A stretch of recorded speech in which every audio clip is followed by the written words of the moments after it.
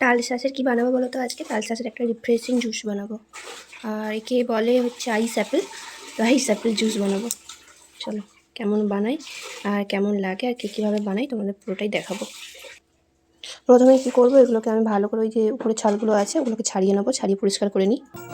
এই দেখো ছাড়ানো হয়ে গেছে, ছাড়িয়ে সুন্দর করে রেখেছি। তো এগুলোকে আমি এবার ছোটো ছোটো করে কেটে ফেলবো। আচ্ছা কেটে দেখাচ্ছি, দাঁড়াও তোমাদের। ভাবছি কাটবো না, এগুলোকে গোটা গোটাই দিয়ে দিই, গোটা গোটা দিয়ে মিক্সিতে। আচ্ছা এতে চিনি দেবো না, দিচ্ছি দুটো খেজুর মিষ্টির জন্য, অলরেডি তো এটা মিষ্টি হয়।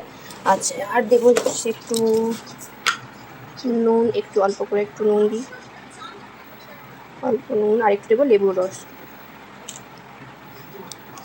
বিট লবণ হলে ভালো হতো, নেই ওই জন্য এটাই দিচ্ছি। ফ্রিজ থেকে একটা ঠান্ডা জলের বোতল বের করলাম, একটু জল দিয়ে দেবো, লেবুটা লাস্টে দেবো। আপনি এটা টেস্ট করে নিন, দারুণ লাগবে খেতে।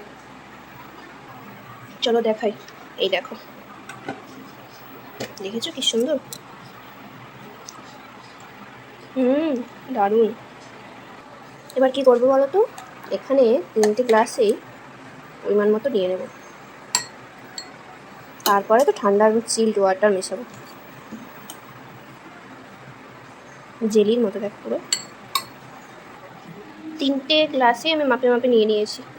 এরপর একদম ঠান্ডা চিল্ড ওয়াটার এর মধ্যে দিয়ে ফ্রিজে থাকবে, ঘন্টাখানিক পরে এগুলো খাওয়া হবে। তখন একটু লেবুর রস মিশিয়ে দেবো,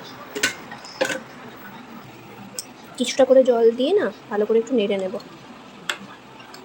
দেখো কি সুন্দর লাগছে, এটা ঢালছি, এই দেখো।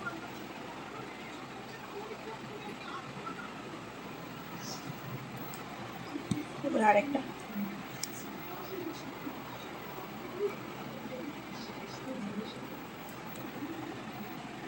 তিনটেতে সমান করে দিয়ে দিই, ঠান্ডা ঠান্ডা ফ্রিজে থাকবে। ব্যাস হয়ে গেল। ঠান্ডা হওয়ার জন্য এই যে ফ্রিজে রেখেছি, থাক, যখন বিকেলে খাবো তখন ঠান্ডা ঠান্ডা খুব ভালো লাগবে খেতে।